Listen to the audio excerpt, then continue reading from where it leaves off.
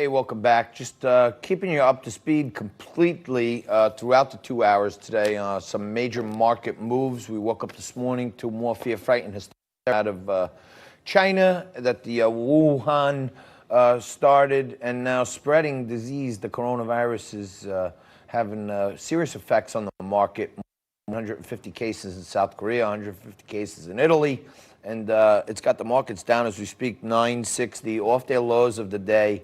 But still, the third largest single-day drop in the last 3 years under Donald Trump. So something's got to give out there. Interest rates are starting to look like that traders in the dollar world are looking at a rate cut in July. That's one remedy we have if this coronavirus continues. And year-end swaps are down about 20 basis points today. So on the money front, we got some problems. You know, on the presidential front, it doesn't seem to me that we have any problem. It seems that this race is setting up for our president to be darn good and another win for Donald Trump as Bernie Sanders continues to race to the lead. But as you know, on Liquid Lunch, we try to serve it to you in many ways. Sometimes it's on the rocks, sometimes it's neat, sometimes it's a little dirty, but it's always straight up. But there's never a free lunch around here. And there are some attack ads now out there going after Bernie in South Carolina. We all know there's no such thing as a free lunch. And then it has a tongue-in-cheek receipt there. Lunch free, tax 60 trillion, total 60 trillion. Trump will crush Bernie on taxes and spending. Nominating Bernie means we re-elect Trump. We can't afford Bernie Sanders. And, you know, it does look like Joe Biden came in second here. Pete Buttigieg is seemingly contesting the irregularities in some of the first-day vote counts, the early vote counts in the caucuses. So he's fighting it out with Joe Biden for second. Looks like Joe held on to second there.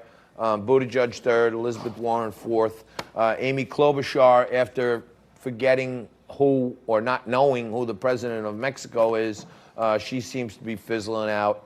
The president had some choice words for Tom Steyer, who got like 1/3 of 1% in Iowa, and he can't even seem to make it on the board. So it looks like great days are ahead for our president, and he keeps pounding it. I see these, we see these ads, these social media ads from Brad Parscale and the team from Donald Trump, and he has these rallies. They're signing up people. They're getting all kinds of stats. It looks like, you know, they're getting 15 to 20% of the people at these rallies hadn't voted in the last election. So when you hear about the Bernie Bros and Bernie Burn and all that other stuff, Donald Trump's economy, his straight talk, and the way he's bringing America back to respectability is bringing folks who didn't vote for him in the last election out to his rallies. And if they're going to rallies for a one-man primary, just imagine what will happen on Election Day. I think it's going to be good. I think it's going to be really good. I'm writing so much with these Trump pens that they keep running out of ink, so I'm going through them. But it's one of my staples on the show, my Trump pen. And one of the staples on my show is every day we mix it up like we did today, and we cover the gamut of the news.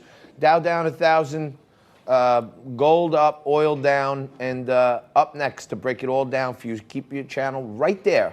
National Report with Allison Maloney and Bob Sells, bringing it to you. Stay here on Newsmax for all the news you need to know.